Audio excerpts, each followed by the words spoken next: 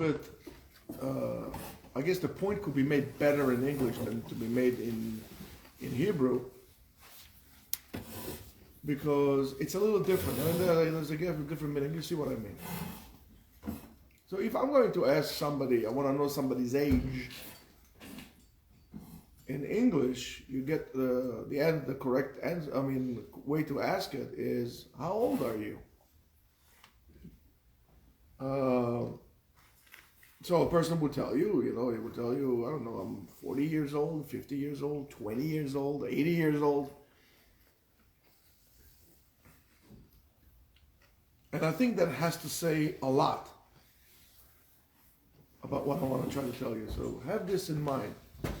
So at the beginning of Parashat Vayechi, the Torah is telling us, Vayechi Yaakov be'eretz Mitzrayim, and Yaakov lived in the land of Egypt 17 years, 17 shana, ויהי ימי יעקב שני חייו, 7 שנים ו40 ו100 שנה. And the days of Yaakov, both his lives were 147 years. So of course, we need to say, why does the Torah says how many years he actually lived in Mitzrayim? Which one? Why? How many years he lived in Mitzrayim? I mean, according to that, the Torah already told us that he was 130 years, and then he died at 147. So for sure that he lived 17 years in Egypt. So what's the point of saying that? By the way, before we continue further, I would like to dedicate this shiur, first of all, Leilui Nishmat, Perel Bat Shana, Tiyeh Nishmatat Tzora B'Tzor HaChaim, Ulehavdil Ben HaMetim L'Chaim. Also dedicate this shiur to Mike, our dear friend Mike, our headquarter master in Connecticut, and also to yes, of course, Karen. Yeah, you're right, Karen. Karen with an undisclosed location. We don't want to say Karen, the code name, and of course to all the Talmidim, and especially to our commander in the West Coast operations, Rabbi Bornstein, or should we call him Rebs Bornstein? So of course the answer for that question would be in a different question. In the last week's Parashat Vayigash, when Yaakov meets Paro, Paro asked him, Kama yemei shnei chayecha? What was the account of both of your lives? So Yaakov says, Yemei shnei megurai, 30 u'me'at shana, and then he says, Me'at v'ra'im hayu yemei chayai. There were few and bad, the days of my chayim, of my life. And it says, V'lo isigu et yemei shnei chayav otai b'yemei megureim, and they did not exceeded my parents, my father and my grandfather's life. So it is a very complicated answer. So why didn't he say it's 130 years? What does it mean? Yemei shnei megurei chayai. Megurei chayai, lagur is to live. What's it yemei megurei chayai? And what does it mean yemei chayai? The days of my youth, right? It's who sings that? Led Zeppelin. Very good, Ari. That's why you're becoming a rabbi. Baruch Hashem. So the Malbim and many other Baalei Musar explain that there is a time that a person is alive but is not really living, loving. She's just a But in other words, he lives on earth, but he's not really alive. Yaakov Avinu says to Paro, so you're asking me how many days I was alive, or how many years am I living on this earth? That's a totally different ballgame. And you guys are still young, and I think you should really take this into heart, what we are going to say here for you. Because it's not so simple. It says, if you're going to tell me asking me how long that I lived on this earth, right? Because I lived here many years on the earth.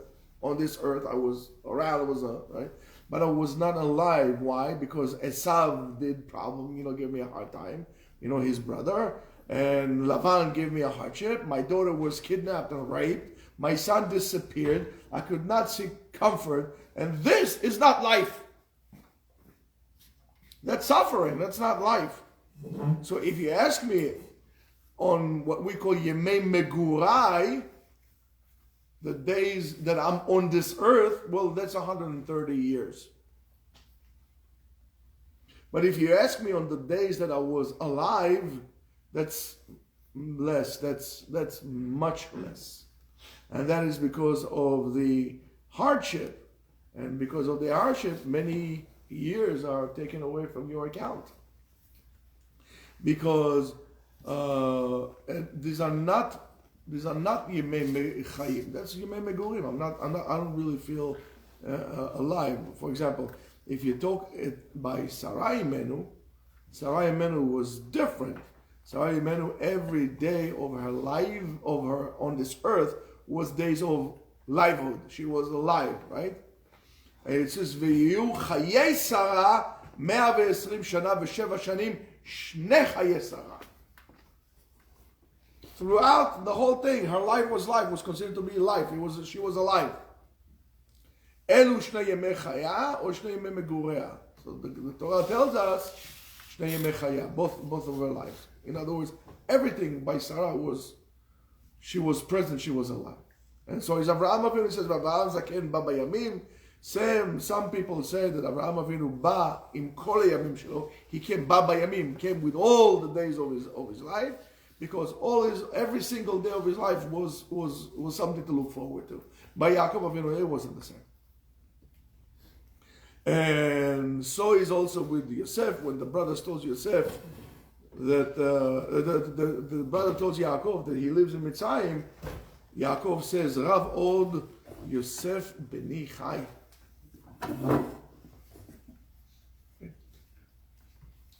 And it says that, what does it mean? Why did he say that? When they refer to Yosef as being the son, still Yosef bin Cha, so it says, even in the great tum'ah of Egypt, in the great impurities of Egypt, my son was still able to maintain certain quality of life to still be called my son, so it means he's still alive. So when Yosef, for example, revealed to his brother, he says, "Ani Yosef, ha'od avi chai." In other words, he knew that his father was alive, because they told him that. But he says, "My father alive, is my father still has the energy to live, or he's basically a zombie because of what you guys have done to him?" Because they did tell him, "Yesh lanu af zaken," we have an old father. He knew it. Why are you asking? He didn't say, "Ayim avi b'chaim." They said, "Is my father alive?" And so, therefore, when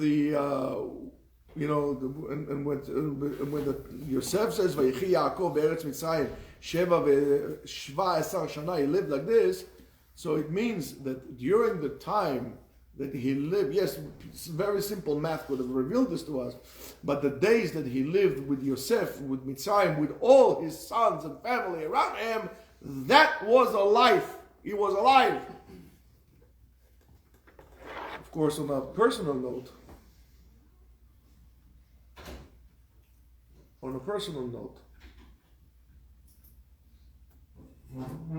makes me think about what I have done to my parents for being here so far away from them.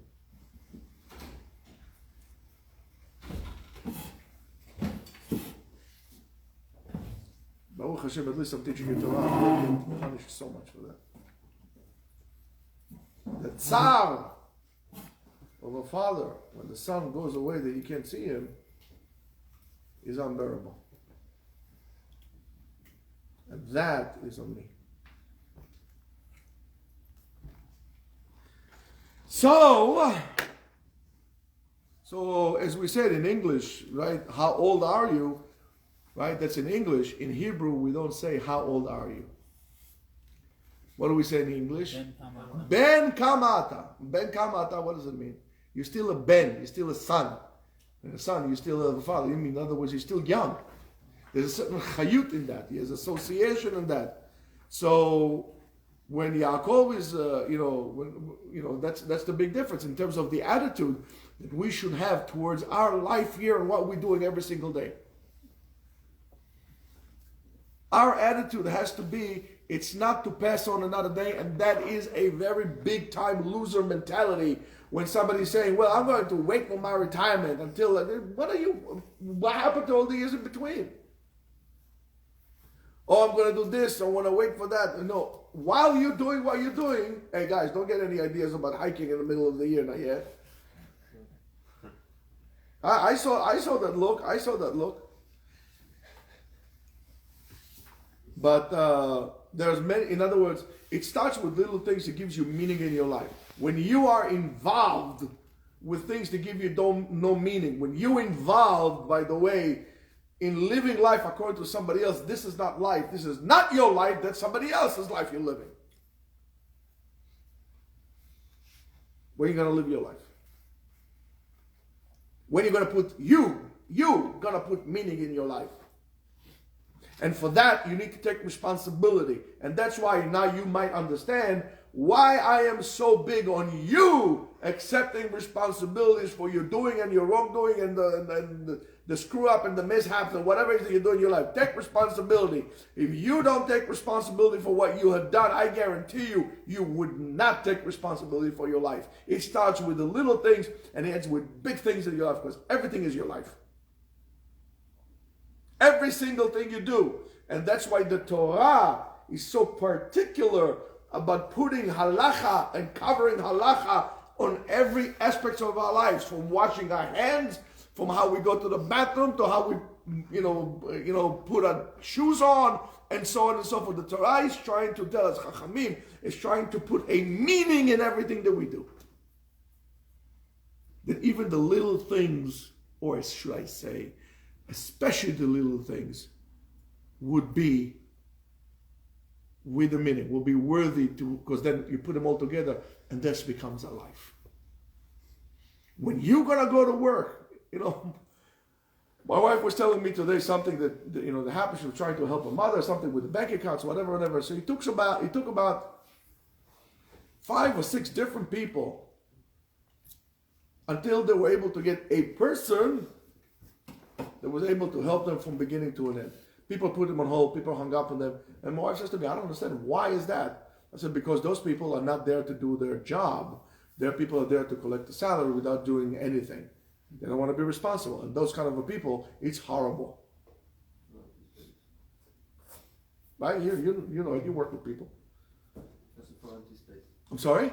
Just to fill empty space. Just to fill empty spaces, right? And to fill up the bank account. But I'm going to tell you what's bad about that is when people do that, that means that even for them the rest, every single act of their day is meaningless. And then they become miserable people because they become also meaningless people. And if you feel that you are meaningless, it's because you didn't put any meaning in your life. You gotta take this really deep between bites of cold cuts over there. Hope you're listening.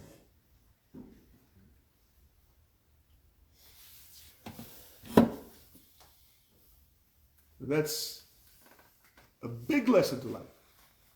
So Yaakov is on his deathbed, and he's calling his son to give them a blessing and to give him what's going to happen at the end of time.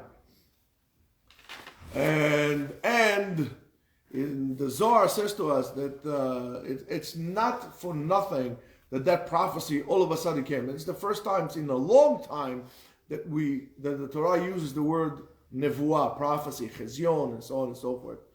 And there's a reason why this nevuah or this bracha in the prophecy, what will happen in the end of the time, had to be given in Egypt. There is a reason for that. Why? Because the madrega or nevuah or that level of prophecy, was really bubbling in Moshe Rabbeinu. Because it says, שנאמר, ולא יראני האדם וחי. And in Yaakov, it says, Vayechi, Yaakov, Vayechi, Chai. So therefore, Vechai, Yechi, it's the same thing. So, and it seems like all the other, so therefore, Yaakov had to prophesize in such a level in order to enable Moshe to prophesize on that level as well. So he basically create a certain platform in which Moshe can take the prophecy from there, where, of course, all the other prophets after Moshe Rabbeinu were on a lower level. Because the nevuah of Moshe came from there. And now we can go to like a million different directions from that. The nevuah of Moshe was going like this because the Torah, Moshe had to bring him to Har Sinai. Moshe had to bring him to receive the Torah. And the Torah is what will happen, what will help us get to Acharit Hayamim, to the end of time. Without the Torah, we can't make it. So you see now, everything is connected. There is, and I'll tell you this a million times, there's no such thing as coincidence. In the world of Hashem, in the world of the Torah, there are no coincidences. Everything happens for a reason. You might not understand it. You might have it wrong, but there is a reason. The concept of coincidence, mikre, comes from keri. V'atem tilchu iti bekeri. When HaKadosh Baruch Hu blames Am Yisrael, comes from mikre. Keri, mikre is the same thing. Why? Because when you leave things to, things just happen, or karma, or whatever, that's not the Jewish way. That's taking God, when you're talking about coincidences, you're taking God out of the equation. And you got to remember that. So we know that a person has 5 different levels to reach a level of spiritual, to reveal 5 different levels in his neshama, right? Or his awareness in the neshama. Is the nefesh, ruach, neshama, chaya, v'yechida. Chaya, v'yechida. So the madregata nefesh, the level of the nefesh, is the level of most people who are basically interested in eating, in fornicating, in multiplying, or whatever it is. Very behemic, basic instincts, and so on and so forth. That's the madregata nefesh. In other words, there is not much a difference between men and beast at that level. But that's what most people. Nefesh sichlit, right? What we call the intellectual nefesh, right? Which has a motive, which is going to be, hunger for information, curiosity, and so on and so forth. That, slowly, it starts to come up with you. Then you get a ruach, anshe ruach, mada'ei ruach. These are all when you go to college, you go to the university. Supposedly, you're supposed to get, more interested in learning and knowledge, and not just passing and getting a test. So you go from one level up to another level up. The words yechi symbolizes the 4th level, which is called chaya, which is the level of nevuah, and it is a single level by itself. And of course, the first one, or the highest one, is yechida, and that's the level that we all reached, but we reached it in Har Sinai, where we became one yechida, one unit. But until then, there's a lot of work. Most people, if you got to the level of revealing the ruach in you, you're already, whoa. Look at this way. If you're going to look at Mesilat Yesharim, the last level of Mesilat Yesharim is Ruach HaKodesh, Ruach. In other words, you need to implement everything inside of you to reach the level of Ruach, which is a Jewish enlightenment. Until then, you're still in the Nefesh. Now, you want to know where you are standing? Look, what is your greatest desire? You can tell exactly what motivates you to do things. That's exactly where you are spiritually. And I'll give you a benefit, probably one step lower, but you think you're higher, but you probably, that's where we are. You could elevate yourself. You want to get more information, curiosity. You want to know. Oh, no, you're making steps. You're going up. You're going up. Until you reach a level of Ruach HaKodesh when people think that you have like superpowers or you can look through walls, whatever. You don't look through walls. It's just Ruach HaKodesh, just a different, one screen less removed. All right. So now, so Yaakov went down to Egypt because he knew that he has to prepare the ground for the next generations to come, and really to prepare them to do the major task, which is collecting the nitzatzot, those holy sparks that was spread up all over the place, and they fell into the most tameh place, most impure place in the world, which is Egypt. And that collected a lot of that stuff. Those holy sparks disappeared into the murk of Egypt, into the mud of impurity, because Egypt was, if you think that we are advanced and liberal today, let me tell you something, kids game comparing what was going on in Egypt. Kids games. So that's the place in which they're going to, all the neshamot, in which Am Yisrael is, and today there are neshamot also that, fell into klipot and, and we have to get them out. We have to get those people out. So therefore, the whole entire staying in Egypt was really to fix, to purify, and to collect those neshamot that were not fixed during the time of Dor HaMabul. That's why they say, Kol haben hayelod hayora tashlichenu. Okay? And also during Haflaga, right? What happened during Haflaga? What happened in Dor HaFlaga? Yeah. And what did they build the Tower of Babel from? Levenim. That's why it says, Paro says, Hava nelabna levenim. Right? He said, let's make. So he says also, Nirpimatem, yalla, let's go. He knew that they are from this generation. So it happened for about 400 years, tremendous suffering and misery. Am Yisrael was formed until they reached a point in which they could come out of Mitzrayim and to bring us to Har Sinai and receive the Torah. It's through misery and suffering we were perfected. So for thousands of years of our existence, Am Yisrael was able to come up from even the worst times and come up with the best, make the best out of it. After, for example, slavery in Egypt, we reached the peak of Har Sinai and giving the Torah. After the destruction of the first temple and the Galut, we had the miracle of Purim and whatever happened in Megillat Esther. As a result of that, what happened? The second Bet HaMikdash was built. After the destruction of Bet HaMikdash, for example, well, we had another glorified event. We had the writing and scribing of the Torah, of the Mishnah and the Gemara, and so on. After the expulsion from Spain, right, all of a sudden it brought to the flourishing of Tzfat and the flourishing of Kabbalah, and Shulchan Aruch, and all these things that happen over there. So you see, we suffer physically, we flourish spiritually. That's the give and take. It's like if you see a knife maker or blade maker, when he takes the blade and he puts it into the furnace and he takes it out and starts hammering it. If you look carefully at it, don't look at the sparks. Look at the shells, those little crumbs or whatever it is, peels or flakes that are coming off it, until you get this beautiful sword, like perfect.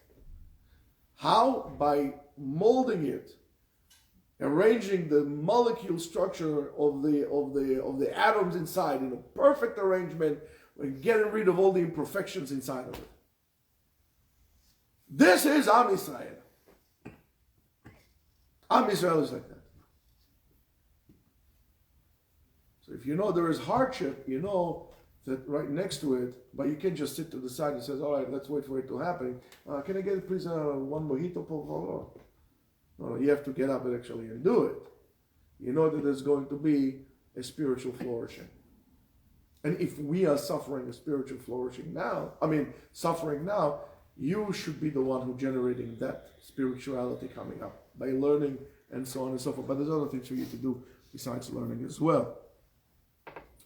So, even after the Holocaust and so on, whatever happened, the state of Israel and on, we don't need to go on further to that. So, the fact that Yaakov was able to reach this higher level of prophecy, of Chaya, Vayechi, Chaya, specifically in Mitzrayim, symbolizes the lowest place that a person can reach by falling, right, to a place like Rizlach, heartbroken, right? He can also come up from it. Even at the darkest places, a person, if he knows how, he can come up and find the tikkun for that. You should accept it and grow from it. Don't let it be like the choshech, the darkness surround you. So this is the place.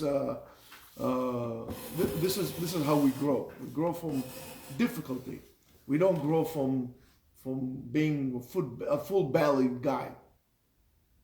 You don't find so many rich kids who are spiritual. I've got those kids who have the most difficult or successful,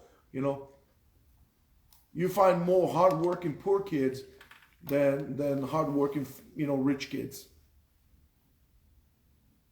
With maids and servants and, beamers that are, like Bekoshi Bar Mitzvah already has a Rolex and a BMW. Yeah. I know some guy is such a moron.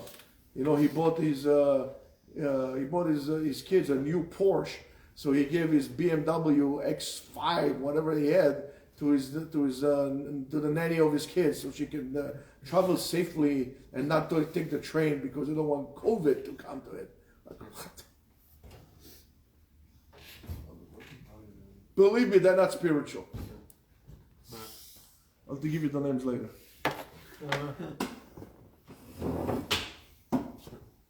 Yeah, look in the mirror. No, but if I'm saying, yeah. All right. So, and this is basically the secret of life and the secret of Sefer Bereshit. This is the secret of life and the secret behind Sefer Bereshit. Sefer Bereshit deals with people. It's not some kind of book about angels. Talks about people. Talks about their hardship. Talks about their mistakes. But the way of the Torah is to see in any falling down an opportunity to rise up higher than your natural being of okay, let's be beaten up. The Torah sees that as a challenge in a way. And I keep saying it all the time. It's like an arrow.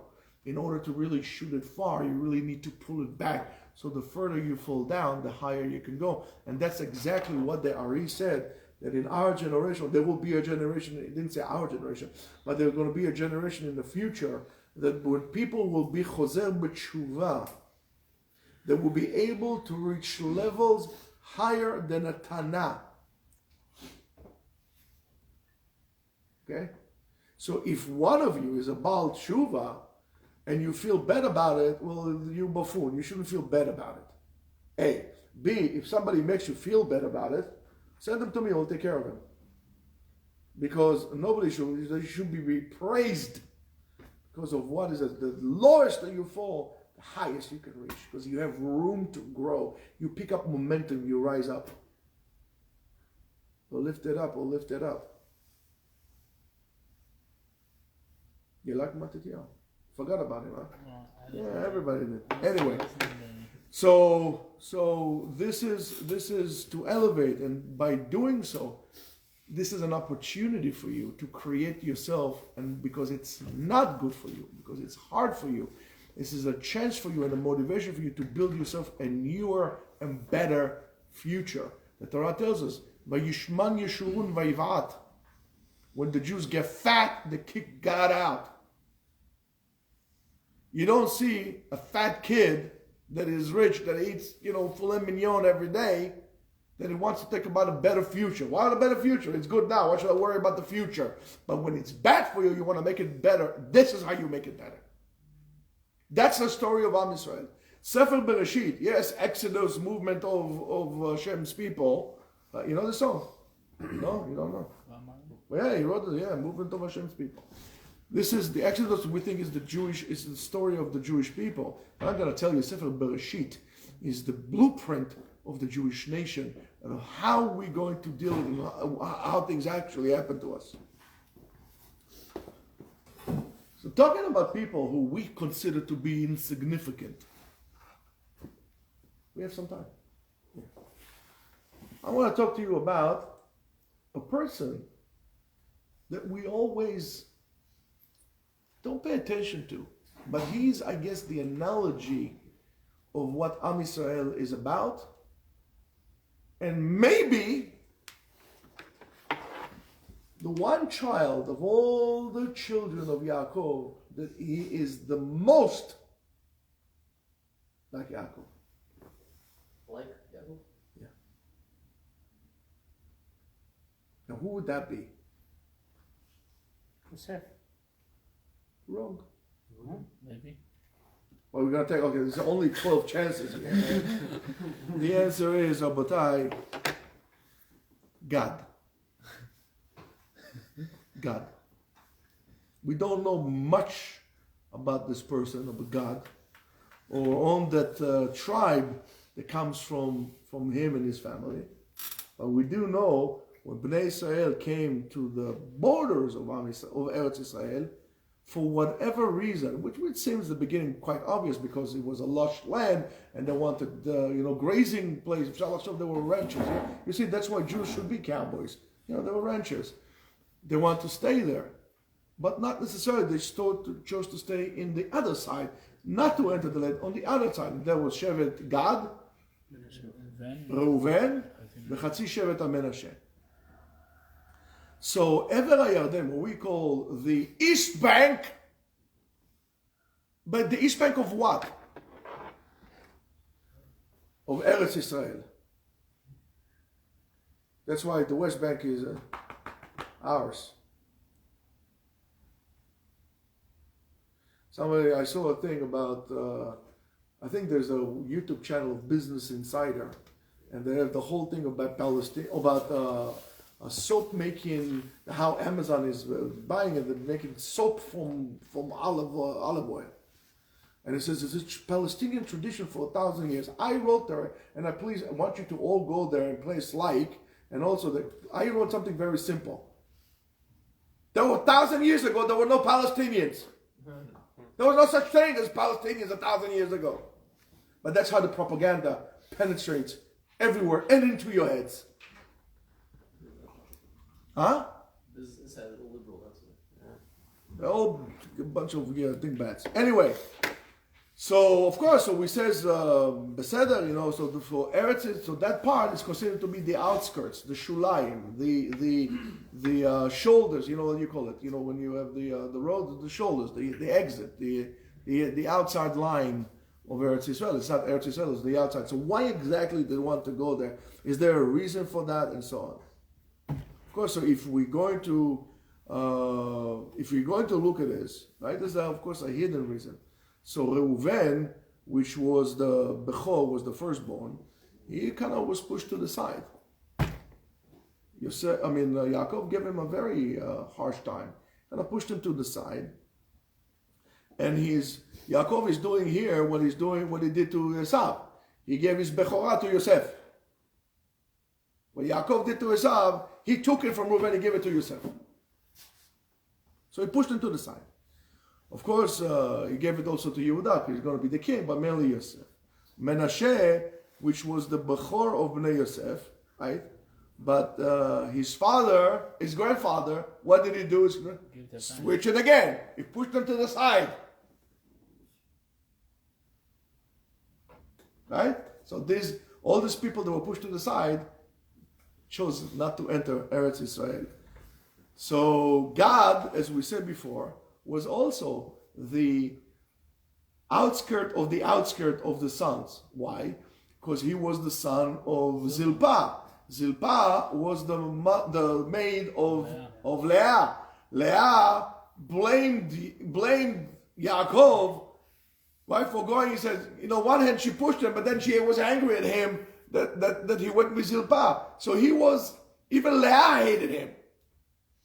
Nobody liked him. And then we're going to look something different if you look at this very, very carefully. So these are the 3 tribes that were pushed to the side. And they pass on to their children the awareness of being on the outside. That's why they chose to live on the outside of Eretz Israel. Now, let's look at this very carefully. So let's look at the parak that talks about the confrontation that happened between the two of the Shvatim, 2.5 Shvatim, and Moshe Rabbeinu regarding the request to stay in that part of the Jordan. And by the way, to show you again, the Jews were on the other side of the Jordan. There were no Palestinians in the Jordan. So it says something very fascinating about God. So in Bamidbar, that talks about Bnei Gad and Bnei Reuven only Bnei Gad. It doesn't say Chetzi Shevet Menashe. It says like this, that they had a lot of cattle. To whom? Livnei Reuven u'livnei Gad. But when they came to speak to Moshe, over there in Pasuk Aleph, when they came to Moshe, the order changes. It says, Vayavo Bnei Gad u'Bnei Reuven, and the tribe of Gad and Reuven came to speak to Moshe, ve'el Elazar HaKoel ve'el Nesei Yedah lemor. So what happened? First you had Reuven and Gad, then you switched to Gad and Reuven, they came to talk. So, is this a coincidence? As I said to you before, there's no coincidence. There's no coincidence.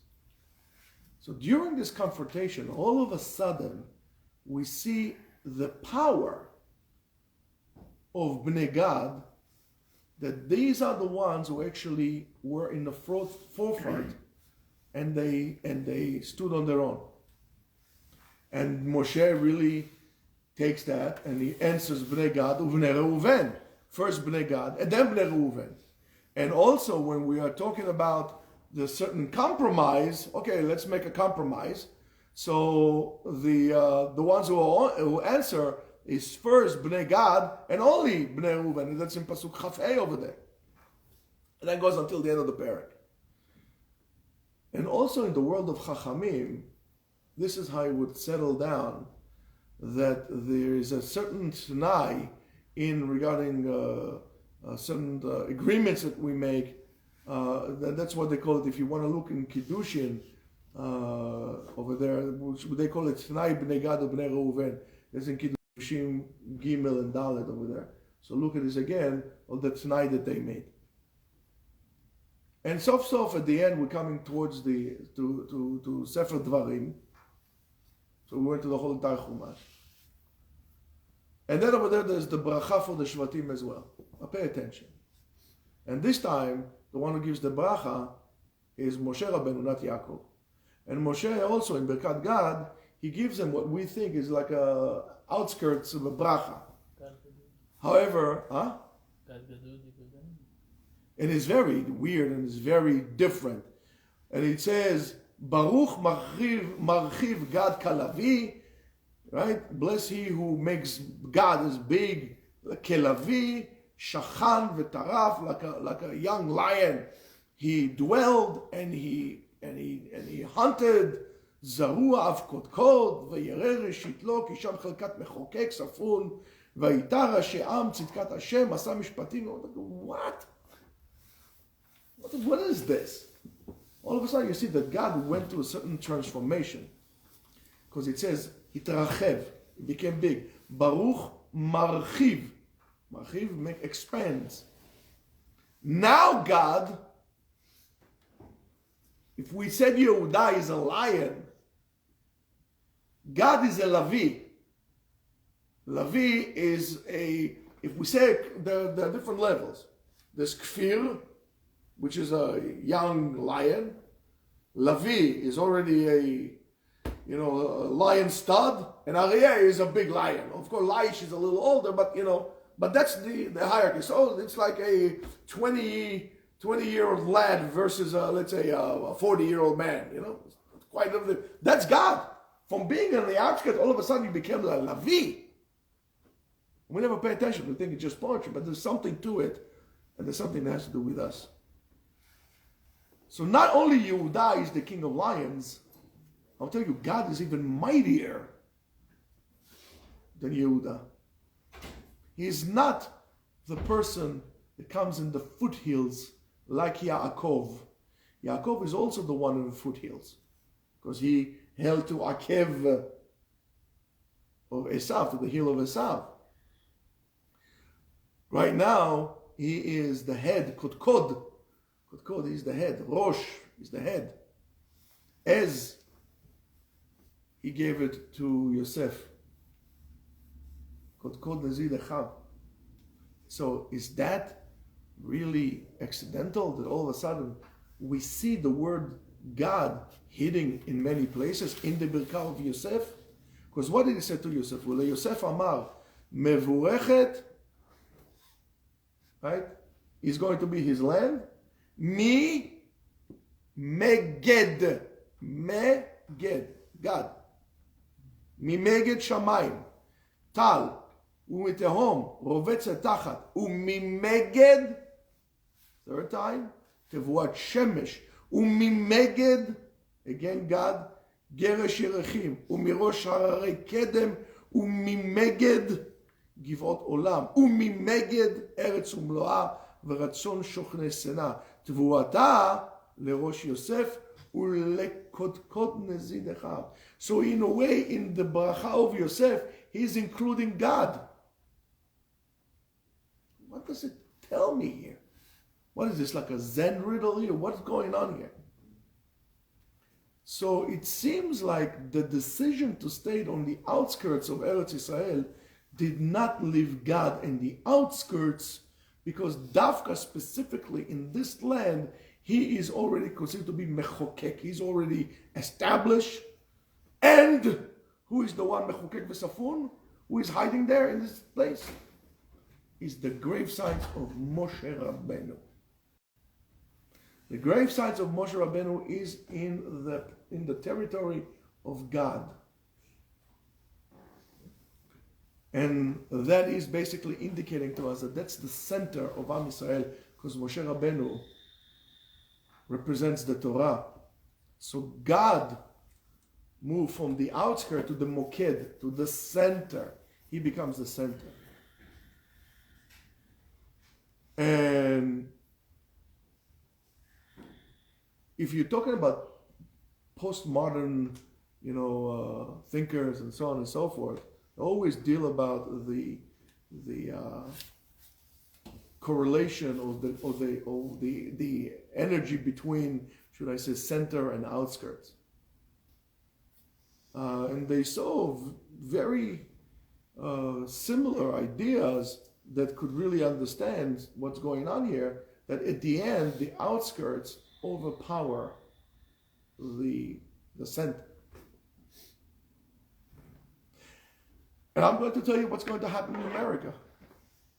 Today in America, the Shulayim, the outskirts, New York, the East Coast and the West Coast, determine what's going to happen in America. That's the center of existence in America today.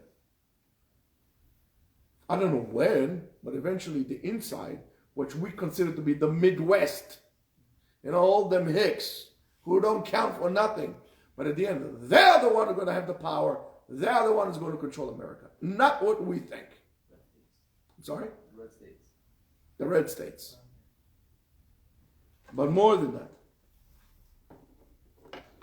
Every time you have like this now, look what happened. Britain ruled the whole entire world. Destroyed China. Today China rules the world. Ikam becomes Tafel. Tafel becomes Ikar. Masters, slaves, Egypt, Israel, and also Ashkenazim and Sfaradim. Unfortunately, in Israel, just like any other place in the world, there became a ruling elite. And the ruling elite in Israel was the Ashkenazi secular socialist elite that pushed the Sfaradim to the outskirts. And where did they put them? They threw them to Beersheba, to Dimona, to Yerucham, to Shlomi in the north, to the outskirts. I mean, how many Sephardim you saw as prime ministers? We all primitives. But the intent was always to keep us like that. Blue collar workers. How many professors in college, in Israeli colleges, are Sfaradim versus Ashkenazim? Secular. Our job, Rabotai, and one day it's going to change, in Israel too. Our job to fulfill this is to bring about all the people, and each and every one of us knows 1, 2, 10 people who are in the outskirts. And we have outskirts in shuls too. Those people, the rich people, they come into shuls, of course not here. Those people who come into shul, everybody runs, oh, shalom, Mr. So-and-so, mazal tov for buying a $24 million apartment in the city. Everybody runs to them. But there are people that come to shul who are absolutely, they are clear to you. You don't see them. You don't see them. They don't come to shul. Nobody calls them. Said, listen, where you been last week? I haven't seen you. Or 2 weeks, 3 weeks. They're just invisible. Our job is to make every Jew visible, to take the people from the outskirts, to bring them. The Torah knew it, Chachamim knew it. The future of Am Yisrael is not on those people who are sitting in the elite yeshivot. The future of Am Yisrael, those people in the Baalei Tshuva, on those people that nobody counts, on the people that nobody cares. And we need to create this movement. When we create this movement, there is lifehood, yesh chaim. When you care about these people, there is meaning to your life. It's called life that are worthy to live. Our life, to most of us, is like waiting for retirement. When would retirement come and hit? So I can sit down and do nothing. That's what you came to this world for. There is movement. Movement should also be inside of you. Get something that will get your neshama going. Bring to the light all those things that you wanted to do and you push to the side in your outskirts as well. Because each one of us is olam umlo. There is outskirt for us as well. All the things that we know that are the right things to do, and we don't do them because it's not important. Push it to the side. This is more important. But you see at the end what happened. God, from being a non-factor, all of a sudden becomes kilavi. He takes the bracha of, if you're talking about that, look at what happened to God. God, in a way, took the bracha of Yehuda and the bracha of Yosef together. Yehuda Gur Aryeh, Gad Lavi. Meged, all the brachot of Yosef, falls under in the condition of God. The future of the Torah, the future of Am Yisrael, is in the movement that we're going to create. Because when there's movement, there is freedom. When people want you to do nothing, sit down in your house and be closure, there's no freedom. There's no movement. There's enslavement, there is darkness, and there's no spiritual elevation. The story of God, and that's I think the secret. If we be able to understand that movement that happened or the changes in God, that is the key to bring about Acharit Hayamim. That's the bracha that Yaakov gave us, would only be dependent not on the people who are in the center, but on the movement that we're going to bring Jews from the outside in. All Jews. Secular, conservative, reform, but we need to bring them back home. We're going to create this movement. We don't push people out. We need to bring people in. Because you know why? Because no Jew left behind. Shabbat shalom. Shabbat shalom.